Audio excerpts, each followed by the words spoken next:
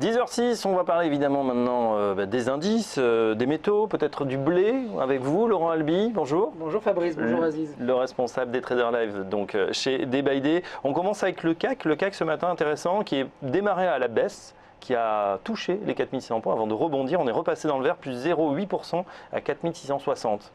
Effectivement. Alors, ce matin, Fabrice, je serais plutôt prudent. Ah. Pourquoi? Parce qu'on a eu une séance assez négative vendredi sur le S&P. C'est vrai que c'était plutôt la gueule de bois là. Après le discours de Janet Yellen, on avait plutôt flambé lors du discours. Jeudi, c'est vrai que c'était tassé. Vendredi, ça s'est bien tassé. Ça s'est bien tassé, oui. Sur tous les indices. Absolument. À la fois aux États-Unis et en Europe. Et pour cette raison, donc, je suis prudent. Ça veut dire que je favoriserai plutôt des approches intraday.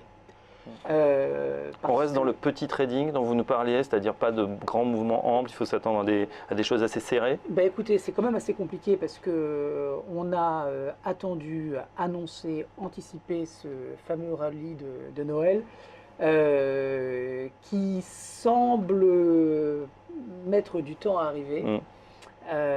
Donc je ne suis pas très confiant dans le fait qu'il faille absolument passer acheteur d'ici la fin de l'année. Il reste 7-8 séances jusqu'en 2016, donc ça peut monter, ça peut baisser. On voit que tous les jours apportent son lot de surprises et qu'il n'y a pas vraiment de trend fort qui se dégage.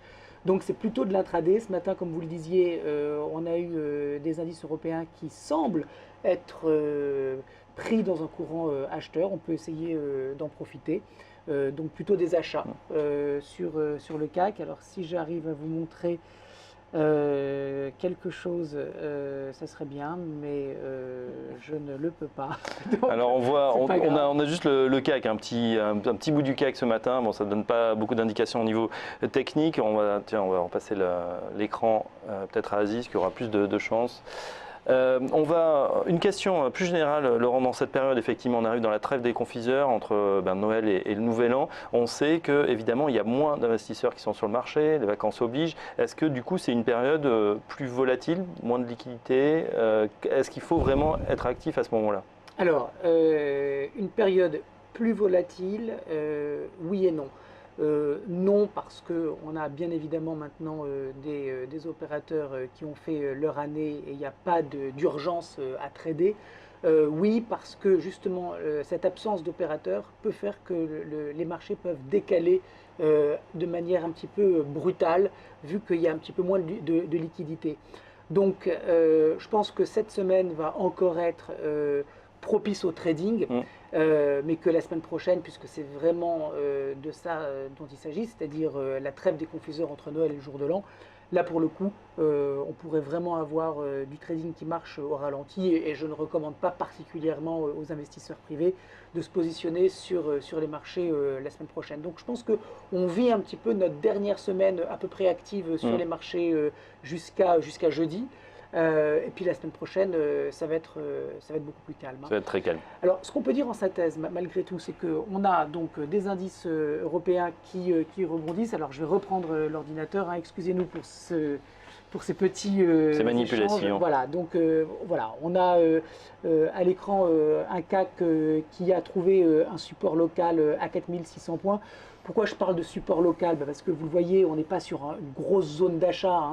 À la limite, si on retournait sur les 4475, on aurait peut-être plus de chances d'avoir un rebond significatif parce que ça correspondait à un excès. Là, on tient les 4600 points et on peut continuer de monter gentiment sur le CAC. On peut par exemple se fixer les 4740 points comme objectif d'ici 48-72 heures. Donc on peut être tranquillement, j'ai presque envie de dire gentiment à l'achat sur le CAC.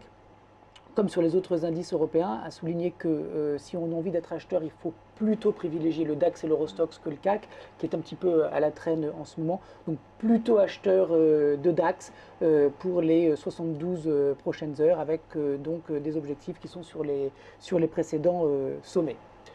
Si on regarde du côté des indices US, justement, qui, vous nous le disiez, ont décalé à la baisse vendredi, où en est-on actuellement? Est-ce qu'il y a plus de choses à faire? On va finir dans le rouge du côté des États-Unis. Alors, L'année. sur le S&P, on est de retour sur cette zone des 2000 points. On voit que cette zone des 2000 points, c'était une zone de résistance en septembre-octobre qui est devenue potentiellement support. On peut là aussi passer acheteur sur le S&P, sur cette zone. Enfin, on voit quand même que le S&P est avant tout en consolidation, c'est-à-dire qu'il n'y a pas de directionnel fort sur l'indice américain. On gagne pendant 3 jours et puis on repart en sens inverse pendant 2 ou 3 jours. Donc c'est surtout les zones qu'il faut travailler, et cette zone des 2000 points sur le S&P, elle peut être intéressante pour passer acheteur parce que justement elle est en phase, elle est en ligne avec le rebond actuel sur les indices européens. Donc on est à l'achat sur les indices actions parce qu'on va quand même jouer une saisonnalité qui est positive. Je vous rappelle que cette fin d'année, on en a beaucoup parlé, c'est une période de rallye potentiel sur les indices, mais il faut aussi savoir que de novembre à mars, on est également sur une saisonnalité qui est favorable aux indices actions. Donc on n'a pas de raison d'être vendeur de manière très agressive.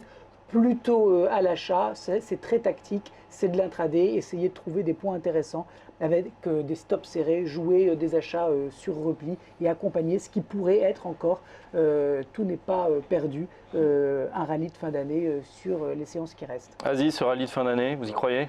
Un peu moins qu'avant, alors on y croit de moins en moins. Oui, puis on s'approche du 31 décembre, moins on y croit finalement. Moins on y croit effectivement, Fabrice, mais c'est vrai que cela dit, même s'il venait à avoir lieu, j'estime que le potentiel de hausse il sera très vite limité. On reviendra peut-être sur le S&P aux alentours des 2050, 2070 points. On accrochera peut-être les 4750, 4800 points sur le CAC 40, mais on voit mal les indices décoller parce qu'effectivement, notamment sur ce mois de décembre, on a attendu des échéances importantes, que ce soit la BCE en début de mois, la Fed la semaine dernière. On a vu que ça avait apporté de la volatilité, mais momentanée, et que tout de suite, on avait repris l'orientation baissière qui est plus en vigueur depuis ce début du mois de décembre.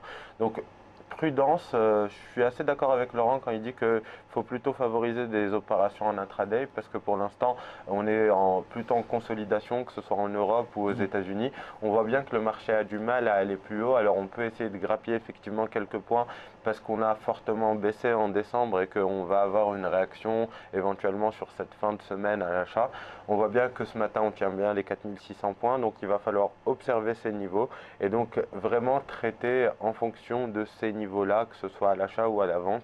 Essayer d'identifier les supports et les résistances, mais pas beaucoup de directionnel. Ça rend difficile le swing trading et le trading sur du plus long terme.